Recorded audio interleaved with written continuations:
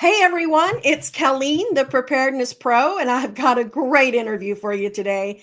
This woman has a wealth of knowledge. She's probably forgotten more about preparedness than I will ever know. She's just amazing. Her name is Arlene Woods. Her Native American name is Whirlwind. And when you learn a little bit more about her, you'll find just how appropriate that name is for her. She has lived through eight tornadoes, one hurricane. She's had two houses flooded out, one house fire, lost everything. And in Montana, she endured 13 feet of snow at 62 below for a week straight. They didn't even close the school, which I find humorous. And also a forest fire. She has learned so much in her life. She taught for the Mohican Outdoor School in Ohio for 12 years. And in Montana, she taught at the Grizzly Bear and Gray Wolf Discovery Center. And then in Ogden, Utah, she taught at the Ogden Nature Center. She's a CERT instructor. She also worked for 2 years with the Crawford County Emergency Management Agency. She is your modern day outdoor MacGyver. If you are in a society down scenario or camping, you want this woman in your party. So Arlene, thank you so much for being with us today. Well, thank you for inviting me. It's great to be here. So your father was Native American, correct? And so you learned some amazing information as a result of that. Yes, but my very first memory is of following him through the woods. On the farm, we had our own little junkyard, and he was a mechanic. So I'm following him, and it must have been in the spring because there were May apples growing. I'm not sure he even knew what they were called, but he pointed at them and said, "Now, Arlene, don't eat those." Well, later on, I found out that the skin is poisonous. Native Americans used to pick them in front of the pioneers, and then the pioneers would pick them and eat the whole thing like a peach. It's fuzzy. But if you scoop out the inside, it's like a lemon. But he wanted to make sure I didn't eat that poisonous peach. Yeah, they used to bait the pioneers by letting them see them eat them. Yes. And then that's how they took care of some of the pioneers back in the day. That was pretty interesting. And I don't have any brothers, so I followed him around and we went hunting and fishing and did all that stuff. Even fished with a bow. Even fishing with a bow. Wow. Fished with a bow.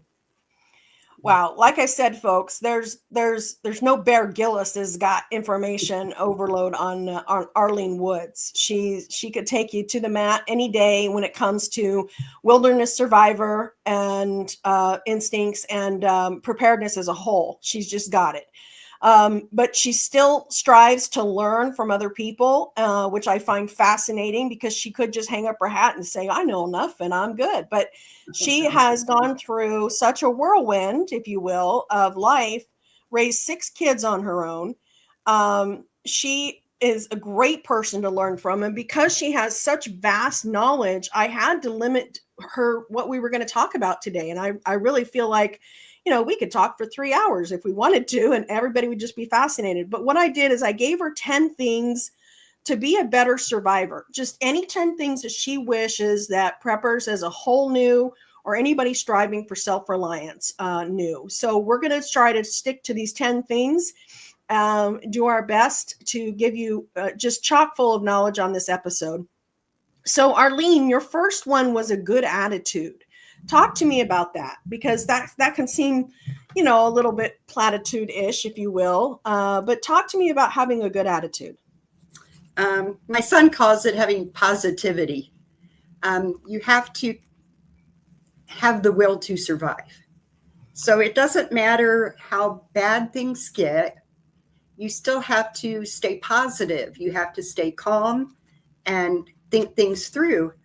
But your attitude is something that doesn't cost anything.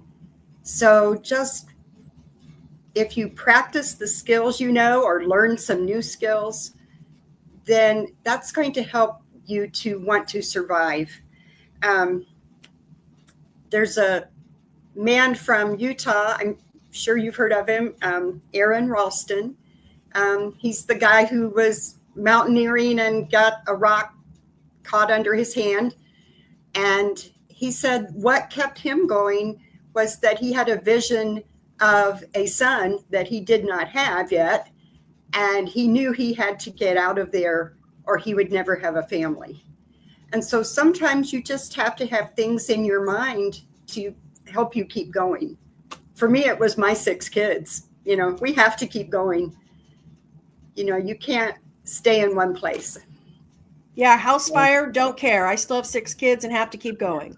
No, nobody got hurt. Well, my one daughter did. She jumped out of a 2nd-story window. But, you know, they were all still okay. And that's all that mattered. We just kept going. Yeah, I know some friends of yours, and they talk very highly about your positive attitude. In fact, one gal I talked to said that in spite of everything that you've been through and even go through, and we all go through things, it never just stops, it's that you never complain. Well, not in public, probably. I try not to. I try to be positive. So how can people work on that be positive? Because just to tell someone be positive, that doesn't always work. What are the secrets to being more positive? Is it being more prepared so that you can have peace and possibilities? That's part of it. I would say what helps me the most is my spiritual preparedness. Mm-hmm. I know that's one of your main things too. It gives you an inner peace. And people that don't have that tend to panic, or they just don't know what to do. They sit down and don't do anything. Yeah. Yeah. That's a good one. Let's move on to the next one that you've got, which is to stay informed, especially the weather. I thought that was interesting that you highlighted the weather in that. So staying informed, and especially with the weather. It's just because we've gone through those hurricanes and people knew they were coming. They just didn't realize how bad it was going to be. And when technology gives out on you, you're not getting those notices and the information you need. So you need to really have a few basic skills of just stepping outside and looking at the sky. What is the weather today? It doesn't matter what the radio says or what you hear on TV. Learn some basic ways to tell the weather for your area, where you are right now. The clouds usually will tell you what the weather's going to be for the next 8 hours. So even if, and the other thing for survival is when you look at the sky, if you are rested and in a good place, the sky looks like you could reach up and touch it. But when you start getting fatigued or panicked, the sky goes farther and farther away. Now, it really hasn't moved, but your brain perceives it that way. So one way you can tell in a survival situation, if you need to really sit down and rest, is just look at the sky. And if it looks like it's a million miles away, you need to sit down and rest. Interesting. So I know with the hurricanes, and we have another one coming. What's his name? Raphael or something, something with an R. If you look at the projections, they have something in weather it's like a spaghetti. It looks like a plate of spaghetti and all these possible routes that the hurricane could take. Well, if you know ahead of time that it's possibly going to go over your house, then you need to take steps to be prepared for that. But even like we're in Ohio, tornadoes usually don't give you that much warning, but you can still look at the sky. My mom always said, if the sky turns green, that's a tornado. Go to the basement. We've lived in places where we didn't have a basement. The very first tornado I ever saw, I was 5. We lived in Cardington, if that rings a bell, for Tornado Alley in Ohio. I remember she called me to come into the room and she's looking out the window and we could see it coming toward the house. And she Wow. made me get down on the floor, and she laid on top of me. And then nothing happened for a little bit. And she kind of leaned up and looked out. And so I'm looking out, and it's coming. It's like 50 yards from our house. And then it did like a 90-degree turn, crossed the road, and completely demolished the neighbor's barn. Wow. And my mom's like, "Did you see that?" And it's like, you know, so I've been protected my whole life too. I think that's another reason why I can stay so positive. Things have happened, and I probably shouldn't be here because of things that have happened, but there's a purpose for my life, and I haven't finished it yet. So we're still working on it. Well, I personally, when I look at your resume of disasters, I can't help but look at it and go, yep, God wanted her to learn a thing or two so she can teach the rest of us. Nobody can say you don't have enough vast experience in what you've gone through. Right. And much of it has been weather related, and some of it has been people related. So it's for you to stay positive. It's one thing to stay positive when it's a natural disaster and say, you know, well, that just happened. But when your house burned down, it was at the result of other people and making mistakes, and yet you still go on and you're still positive. Let's go to the next one, which is always let someone know where you're going and when you will be back. Let's talk about that one. Real quick, going back with the attitude too, and being informed, you can't do anything about the weather. Right. But you can do something about your attitude and how you feel about it. So letting others know where you are, that's just the first rule of survival, I think. I used to tell the kids I taught, you know, even if you're going to ride your bike around the block, you know, let somebody know where you're going, which direction you're going, and when you'll be back, because you don't know what's going to happen. Things like back to Aaron Ralston, nobody knew where he was. So he tried to call his mom, I guess, and she didn't answer, and he didn't leave a note or anything. So no one knew to even look for him. And this would be a nice situation to remind people about the little trick about changing your voicemail message. So change your voicemail message to say where you are, where you're going, so that if ever you don't show up, then they can at least call, even if you've lost cell phone power. People can still call your phone and get the logistics of where you are and where you last were. Right. There was a Native American, he wrote a survival book too. His English name was just Tom Brown, but he wrote once that he had gone out on a walk behind his house, and he's like 5 miles from home, I think, and he fell through the river, soaking wet. It's covered in ice. It's below freezing.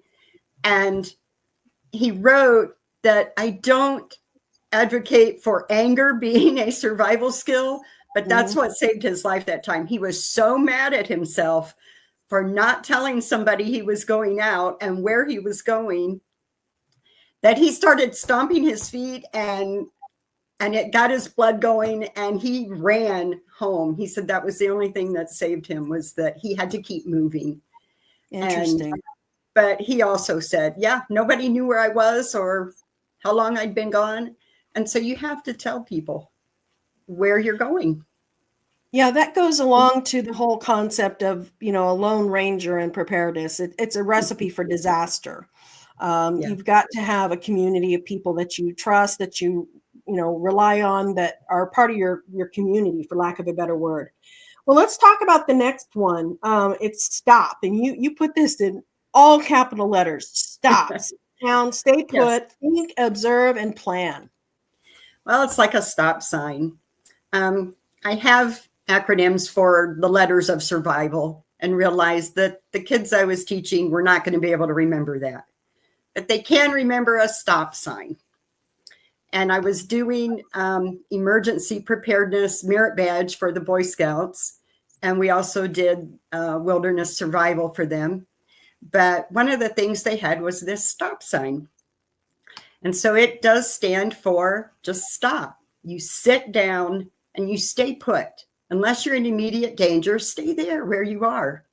And then, I always tell them, like the scouts, if you're with your troop or a patrol, you're going down the trail and you stop to look at a little snake or something over here curled up on a rock, and they all go the path to the left, and you look up and they're all gone, what are you going to do?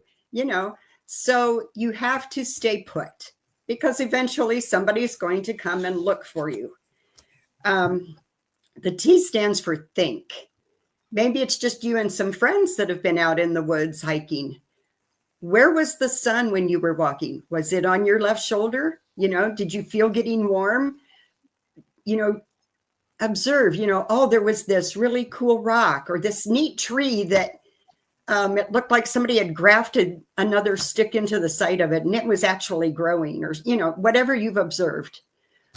And then I tell them, when you are walking, turn around and look backwards every now and then so that it looks familiar when you have to find your way back. The observe is empty out your pockets. What have you got with you that would help you? I have things I always carry. I have a fanny pack. And I tell parents too, wear a fanny pack when you go to the park or something. Keep, some Band-Aids and, basic things you might need in it, and let your kids see you wearing it. And when they're old enough and want a fanny pack, show them how to use everything that's in it. You want to have, what we call a boo-boo bag, just basic, you fall down and scrape your knee or elbow or something. You can take care of it yourself. Maybe a whistle so you can communicate. And remember that 3 of anything is a distress signal. So 3 blasts on a whistle, and then you wait a minute, and then you do 3 more blasts, because yelling isn't going to have anybody hear you. It doesn't carry far enough. It's the same way, if you build a fire, you have to build 3 fires so that people know you're in distress. And just observe what else do you have? Maybe you had a candy bar left over from lunch or something, and so you sit there, you calm yourself down, you observe your surroundings, you observe what you have on you. If you've been on an overnight trek or something, maybe you've got a sleeping bag or something with you that's going to help you so you can conserve your body heat, or an extra jacket or whatever it is. Take inventory of what you've got on you already that's going to help you. The plan is, then you sit there and decide what you're going to plan. If it's, okay, it might be a while, or maybe your buddy is with you and he sprained his ankle and that's why you stopped. So you might want to just you don't have to build a big debris hut to spend the night, but maybe it's getting hot. You need to get in the shade. So just build a little lean-to so that you can get you and your buddy out of the sun until somebody comes to help you. So just plan what your next step is. So you don't have to sit there forever, because, you're going to plan. A shelter is usually always first. Plan a shelter. And when you start doing that, that's going to help your mind calm down too, because you're actually doing something. And that helps a lot. So, well, let's talk about that, because that's the next thing on your list, is how to make a shelter, even if it's just a contractor bag. And you talk about a debris hut. So let's talk about that for folks. Okay. Well, hopefully in your little fanny pack or your backpack or whatever you've got, if you have a contractor bag, that's like a sleeping bag. If you don't have anything else, you can actually crawl into that and keep the elements off of you. So if it starts raining or something, you can make that into a shelter. If you've got more time and it's not a desperate situation, and a debris hut's very easy to make, you can find sometimes a downed tree that's bent over, and then you just lean other logs up against it. They doesn't have to be pretty. They don't have to be even. You're not building a log cabin. So you just cover it up. I tell the kids that the ridgepole is like the roof of their house, you know. And so then you want to put poles up against it to make the roof, the sides of it. But then you can see through that. So then you have to cover it up with leaves or pine needles, or in a real survival situation, it's okay to pull up live plants and you pile them on top. You want to have enough insulation on top so that if you put your arm on the ridgepole, all of that insulation comes up to your armpit. That's how much insulation you need to keep all of your body heat inside once you crawl in it. And usually we even fill the inside up with leaves or pine needles, and then you crawl into it like a sleeping bag. So it's not a huge structure. Think of it as like a glorified sleeping bag, just really small, maybe waist high, because heat rises. So you don't want to have something really tall because all your heat's going to be up at the top. So make it small, keep your body heat inside.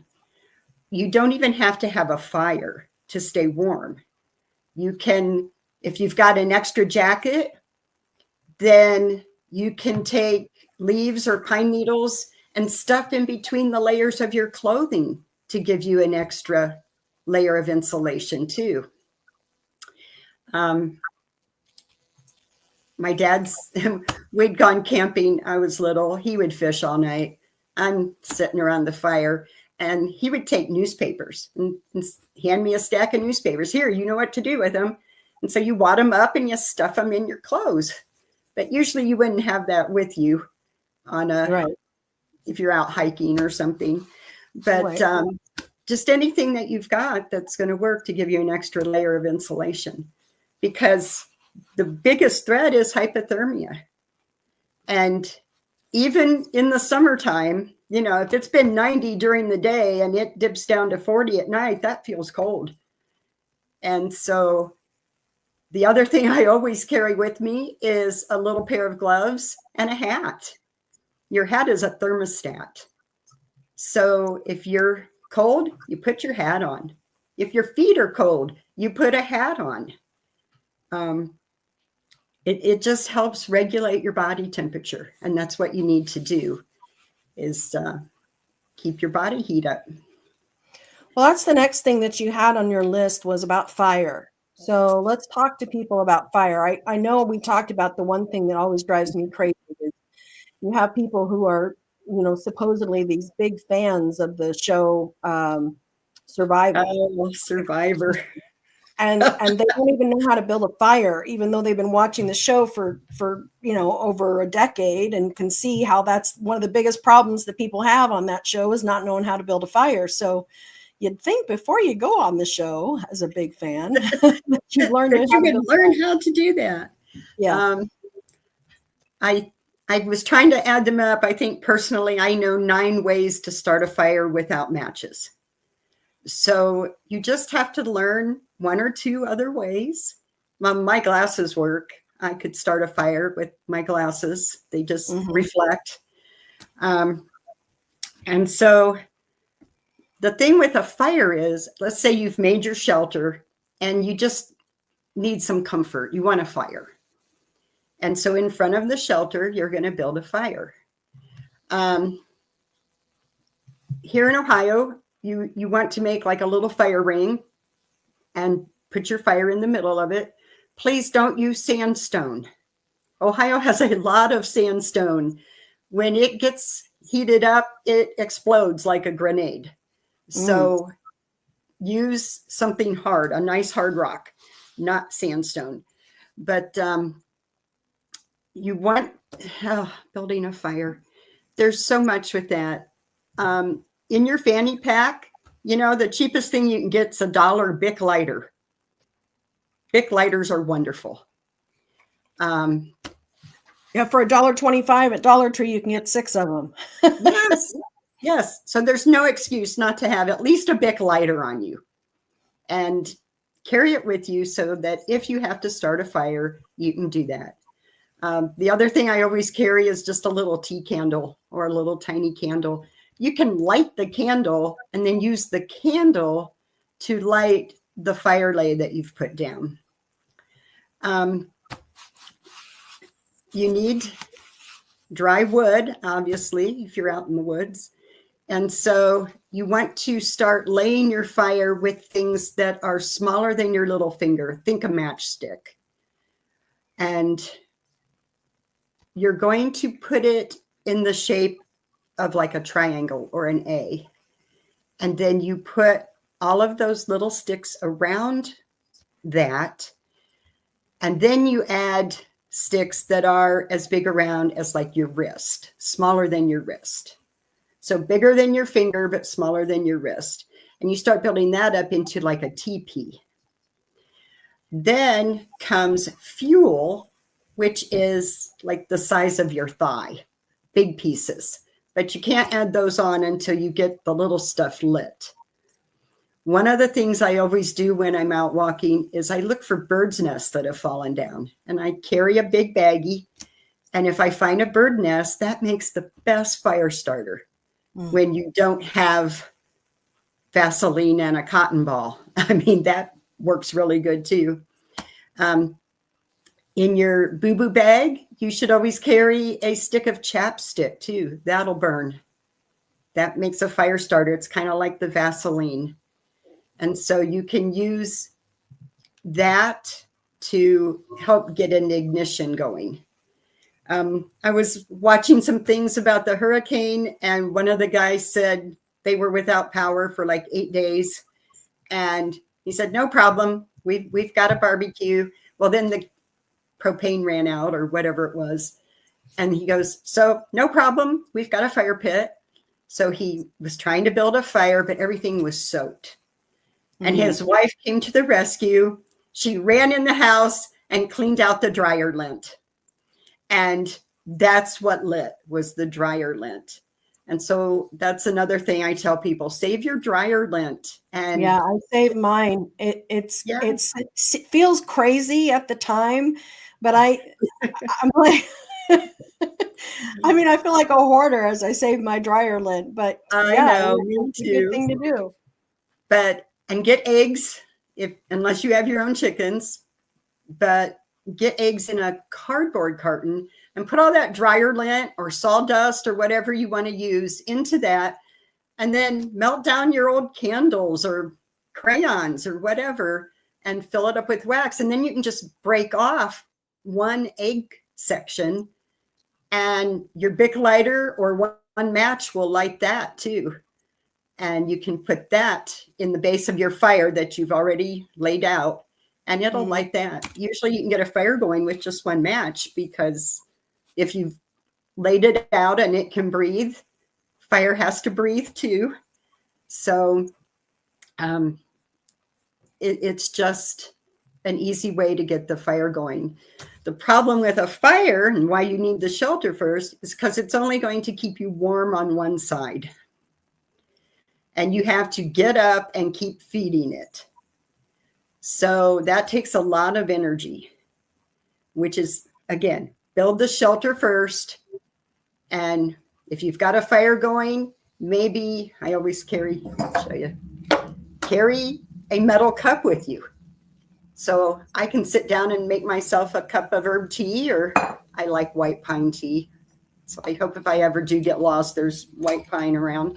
But just calm yourself down. If you've got something to eat with you, go ahead and have a snack, and then let the fire go out and crawl into your shelter so you can stay warm and get a good night's sleep and be able to think clearly in the morning. And so just learn some different ways to do a fire. A battery and steel wool is fun. Fun. I don't know. Have you done fires with other ways? Flint and steel. My youngest son's really good with flint and steel. And when I was out to my oldest son's about a month ago, he goes, Mom, I learned a new way to start fire. Come watch. he was so excited.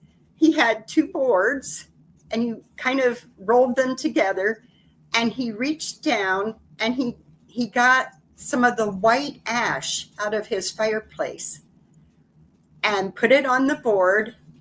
And he had, I think, he took a cotton ball, but he just peeled off not even a fourth of it, just a little tiny piece of cotton. And he rolled those boards over it a couple of times and it was smoking. I was amazed. But just the friction. He goes, you could teach any kid how to do that. You know, carry a baggie with you that has a cotton ball and some ash in it, and you could start a fire anywhere. So I was amazed. They're always coming up with new ways to do things. That's got to make you proud as a mom, having raised your 6 kids through what they've gone through. That's wonderful. They're all pretty self-reliant. They really are. Well, that's definitely a mark of accomplishment. You can't say that in most families in this nation, let alone in the world. But that's pretty amazing. Yeah. So they're always coming up with things. So your next thing that you have is water, and you have some interesting ways of collecting water, which I find interesting. Let's share that. Okay. Well, the first one is dew. In the mornings, when there's dew on the ground, you can drink that. You could get down on all fours and lap it up like a puppy dog. But the easier thing to do would be to take maybe your shirt, tie it around your ankle and just walk around in the field and let it get all sopping wet. And then you can wring it out in your mouth. It's enough water that it would keep you alive.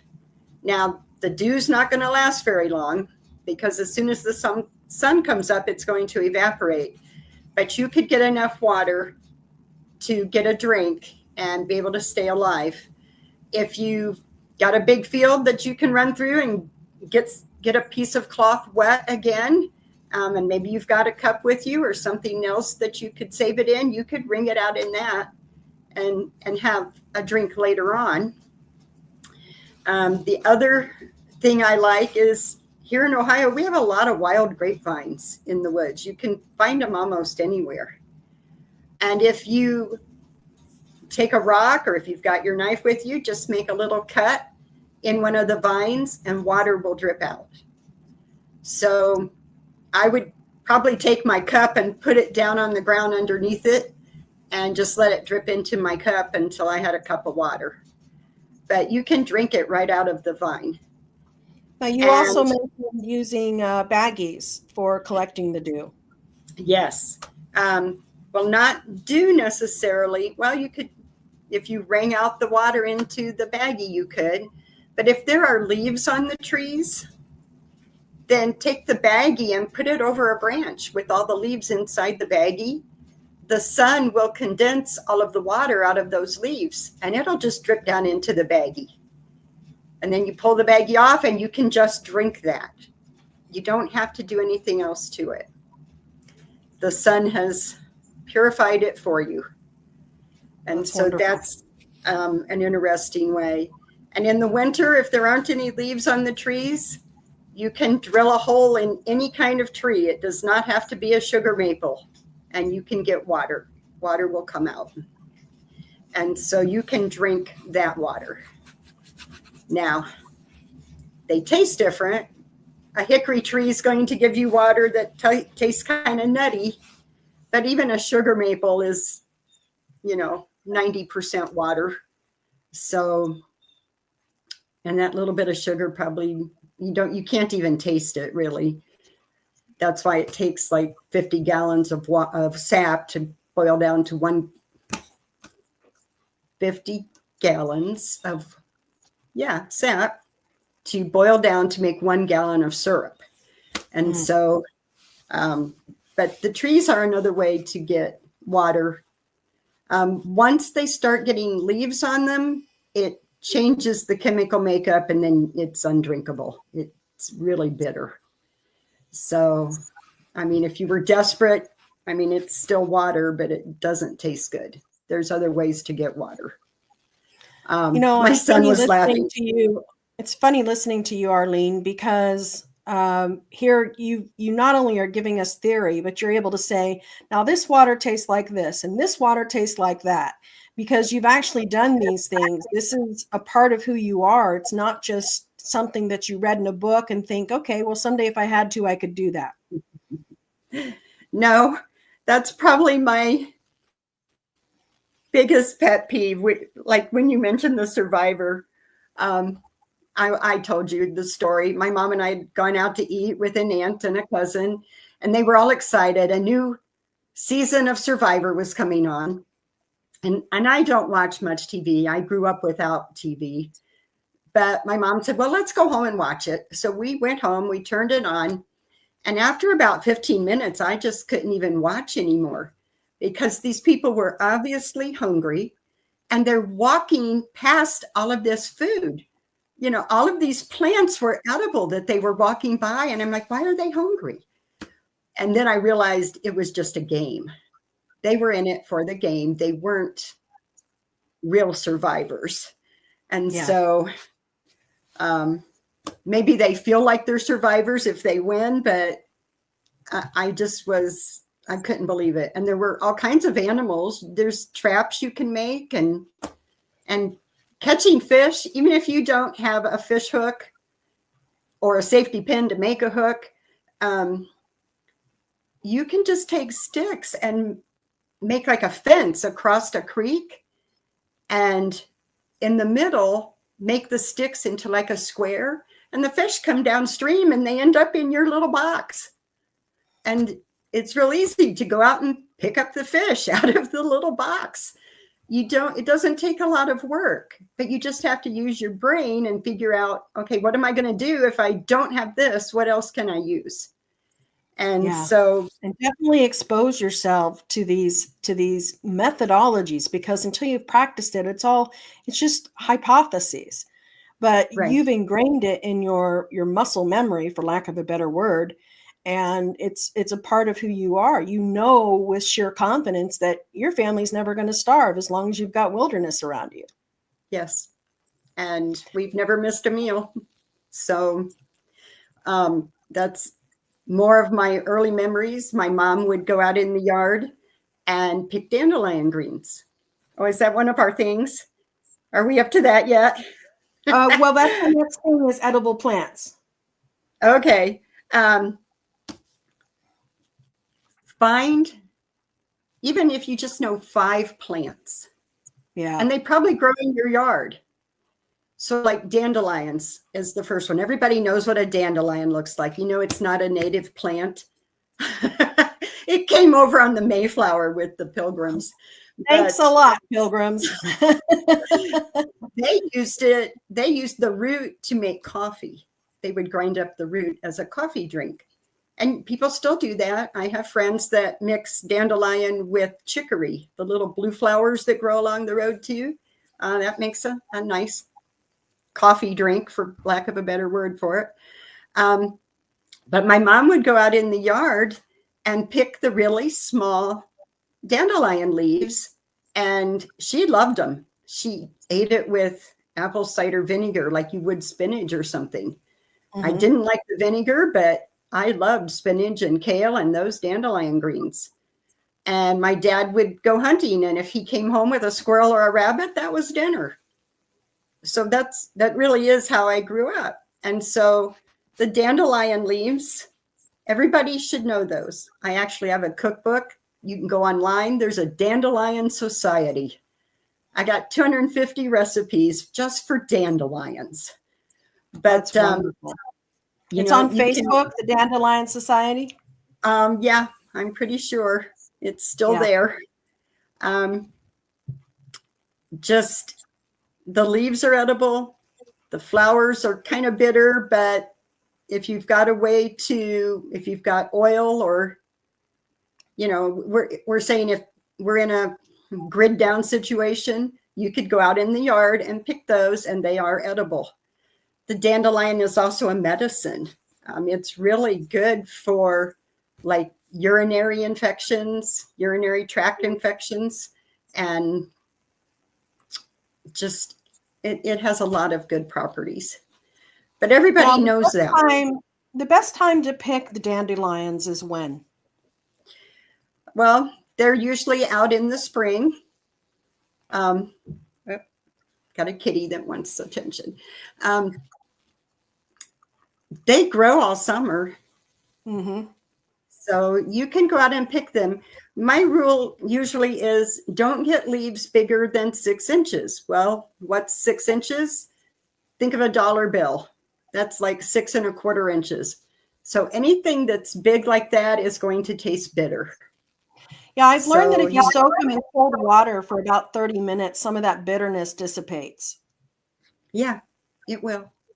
Yeah, But you and can, my understanding is, and please correct me, is that it's best to pick the leaves before they've flowered. Is that correct? oh, I don't know. My mom picked them whenever. Oh, Um, okay. it could be kind of like the tree sap if they change chemical makeup once they get flowers. Okay. But the smaller leaves in the inside of the rosette would still be okay. Especially in a survival situation, I'd still eat them. What's a plant that you find in abundance that it's a go-to plant for you? Oh, I would say the cattail. Cattails grow all around the reservoir, and there's something edible on them every season of the year. So during the winter, the root is edible. It's kind of like a potato. So you could just pull the whole thing up. It's a big tuber. You can throw it on the fire and just roast it like you would a baked potato. You can slice it up and have fried potatoes with it. I mean, if you've got oil and other stuff too, you could fry it. In the spring, when the little shoots are starting to come up, again, ones that are under 6 inches, you can just break them off. They taste like a celery stalk. And so you can just break those off and munch on them. You can eat them, put them in a salad, whatever. Everybody knows the big tall stalk, and it gets the fuzzy thing in the fall. Mm-hmm. But the stalk itself is kind of like macaroni or spaghetti. You can chop that up and boil it and have a starchy vegetable. If you keep boiling the water out of it, it'll leave flour in the pan. So that's another way to use that. But the spike part in the spring, it has all that pollen on it. Mm-hmm. You can go out, hold your shirt out, or put a baggie over it. I take gallon baggies and put over it and just tap the stalk, and all that pollen falls into the bag. It is already ground up cornmeal. Wow. And you can use it like cornmeal, make muffins or pancakes. You know, it's already ground up meal, and it's very nutritious. And so that's a very useful plant. And then my dad would cut down the dried stalks and soak those fuzzy heads in kerosene, a coffee can full of kerosene. And when we went to fish camps, we would go up to Michigan and fish with all of his brothers and sisters. And they would use those as torches and light them along the riverbank. So we would have light all night. So it's a very useful plant. And you can weave the grass leaves part of it. You can weave those together and make baskets and a blanket, the roof of a shelter, whatever you need it to be. Very useful plant. And everybody knows what a cattail looks like. Yeah, I hope. Yeah, I'm glad you gave us two plants that everybody knows what they look like. Between dandelions and cattails, even if you just knew those. Yeah. And learning edible plants is not hard. You know, go to the library and get you an edible plant book. There are some poisonous plants, like Queen Anne's lace, looks like a lacy flower. Mm-hmm. And it grows all along the road all summer. That's a wild carrot. That's all it is. It's a carrot. But remember that Queen Anne has hairy legs. It's got fuzzy stem. The poisonous one has a smooth stem. It's called fool's parsley. It's learning the difference between cabbage and lettuce. You know, you just have to learn the difference. But when you know what to look for, then it's easy. Just Queen Anne has hairy legs. Oh, and only a carrot smells like a carrot. So if you dig it up, scratch it a little and sniff it, if it smells like a carrot, it's a carrot. You can eat it. It won't be orange, it's white, but they're just white carrots. Wow. So that's another good one to know. That's wonderful.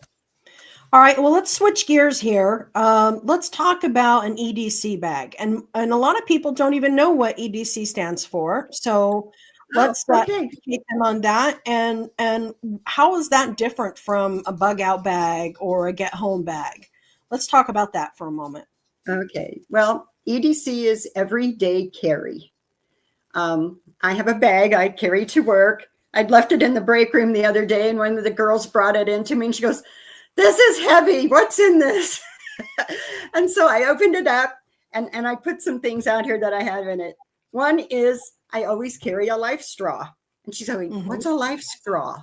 And it's like, well, you pull the bottom off and you drink through the top. You could put this down in a muddy water puddle and get clean water. And she's like, "Really?" You know, they've never heard of it. And I think that's the problem with people not being good survivors. They just don't know. Yeah. And so we had to discuss life straws. It's things you would want to have with you. I only work 7 miles from my job.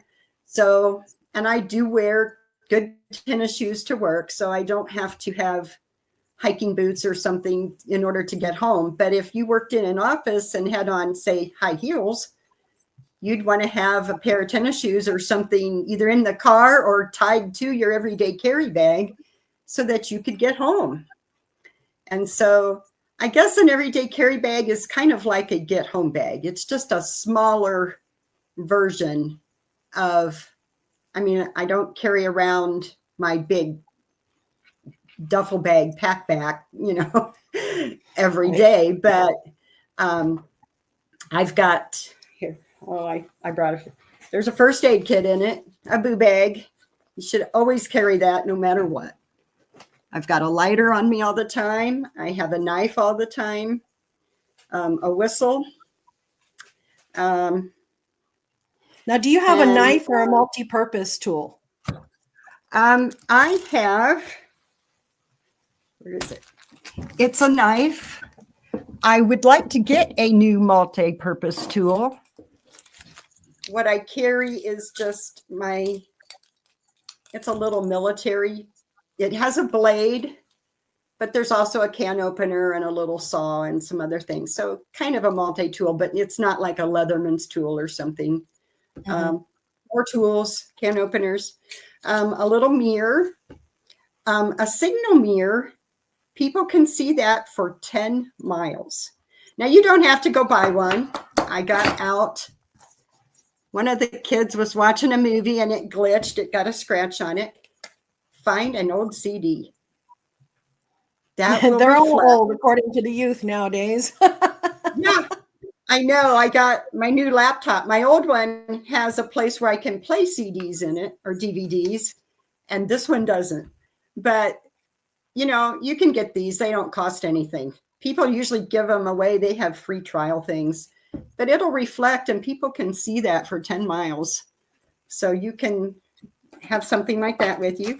Carry a poncho. I've got a different colored one. You could probably find an orange one just to keep the elements off of you, rain and snow. And then a Mylar blanket. These are those little space blankets. Yep, they hold in your body for as cheap as $1. You can get them for as cheap as $1 each. There's no reason not to have them. Yeah, they don't cost anything. But they do hold your body heat in. And I keep a couple in the car. You know, if the car slides off into a ditch on the ice and I'm stuck and nothing's working and I don't have any power to call out, you know, maybe we've had an EMP. You don't know what's going to happen. But those space blankets will keep you warm and hold your body heat in. So just things like that. What What else is in there? Oh, I carry, I'm diabetic, so I carry rations with me. This is from Emergency Essentials. It's called Ready Hour. It's 2,400 calories. And there are, I think there's 10 little like cookies in it. They taste kind of like a graham cracker. But this would actually probably last people, Arlene, you know how many days. people actually have those and they've never opened one up to taste it to see if it's something that they're going to like or not? It's so crazy. Yes. They just check the list and say, okay, I got that. And yet they haven't experimented with it. It's not giving them the sense of peace that they really need. Right. There's ones that taste like lemon, like a lemon cookie. Those are good too. You just got to try them out. And for a while we had some that came in, all kinds of flavors. I had cherry and coconut and blueberry. You can get all kinds of things to carry with you, or granola bars, whatever it is you like. You mentioned MacGyver. I have duct tape in my bag. You go. So duct tape. And then I carry a orange tape just so I can mark maybe a tree or something. I mean, if I'm just walking home, that's not a problem. But when I was mentioning that parents should have a fanny pack with them, that's one of the things you want, is then you can mark the trail and then you can find your way back. Be like Hansel and Gretel, but put something out that the birds aren't going to eat. Let's talk about your fanny pack, Arlene. What do you have in your fanny pack? Oh, that's, yeah. Well, my fanny pack's mostly a first aid kit and these little things, the knife and a lighter. I try to always carry a cup with me. If it's not on me, it's in the car. And I carry some candles in the car. And besides the Mylar blankets in the winter, I have an extra sleeping bag. I'll throw that in the car too. After being in Montana, and they really didn't close school for a week straight, and it was 62 below. So you just start, it depends on where I'm at or where I'm going, and then I'll change things out. Things like food and stuff. It's just kind of like the smoke alarms in the house. I always check them on conference weekends. If you don't watch conference, then do them when we do the time changes. Twice a year when we have a time change, check all your batteries, check the smoke alarms, and go through your bags. And if you've got seasonal clothing in one, make sure you're changing that out. And then I have a picnic, eat the food that's in them and replace it with fresh food every 6 months. So, that's why you should be getting foods that you would actually eat, not that you would just store in there and completely forget about, because rotation is still important for your carry bags. Yeah, definitely. All right. Well, let's get through this list here. And you've got glow sticks too, you said. I was going to say, look, I got these after Halloween. They were half price. So there's 30 of them. It cost me $3.50. So look for sales and specials. There's all kinds of things. You can also get water in little pouches. I don't like to carry water bottles in the car. The sunlight leaches plastic into the water and then you can't drink it. I hate it when I see gas stations with pallets of water out. Ugh. So, okay. In the sun. All right, well, let's get to our last one. And that's a strategy you have to strengthening mental fortitude. Tell people about that. Oh, well. That's the playing the what if game. I'm a big proponent of playing what if. Playing what if. What if is no matter where you are, and, sometimes when I'm driving, I'm coming up to a bridge. What would I do if I saw somebody on that bridge and they jumped off? You just come up with scenarios and then figure out what you would do. And you can play it with the kids.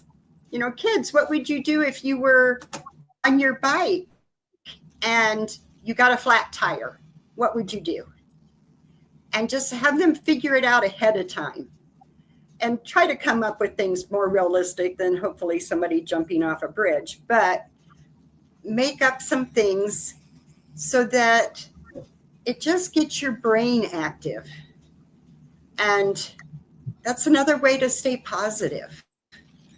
It's so another component of situational awareness too, is to, you know, be aware of your surroundings. You know, when you get into a restaurant, look for the exits. You know, what if I had to leave the restaurant in a hurry? Where are the exits? And or a movie theater. Yeah, absolutely. Absolutely. You know? Because everybody's going to be trying to go out the way they came in, and there's always other exits. And so you will have an advantage. You will get there faster if you have already determined where they are, whereas everybody else is going to be looking for them. There was a situation in which, you know, when there is a crisis, there's no rules.